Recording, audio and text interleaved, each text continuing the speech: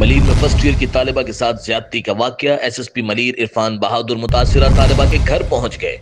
SSP Malir के हमरा SP Malir Singhar Malik भी थे। पुलिस अफसरान ने मुतासिरा तालिबा के वालिद से मुलाकात की और इन्हें यकीन दिलाया कि मुल्जिमान को कैफर किरदार तक पहुंचाया जाएगा।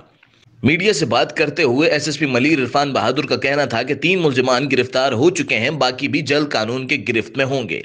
इस मौके पर मुतासरा बच्ची के वालिद का कहना था कि पुलिस हमसे ताउन कर रही है, हमें उम्मीद है कि हमें इंसाफ मिलेगा। हम इंसाफ चाहते हैं और जालिमों को सज़ा मिले, ये हमारा रिपोर्ट की। मुतालबा है। रिपोर्ट करने के बाद पुलिस का जो एक्शन था वो पुलिस ने अपना एक्शन लिया और जो मुल्ज़मान हैं उनको अरेस्ट कर लिया गया है और उनसे अभी तफ्तीश का अमल जारी है। मज़ीद जैसे जैसे तफ्तीश आगे बढ़ती जाएगी मज़ीद मालूमात हम आप तमाम लोगों से शेयर करते चले जाएंगे।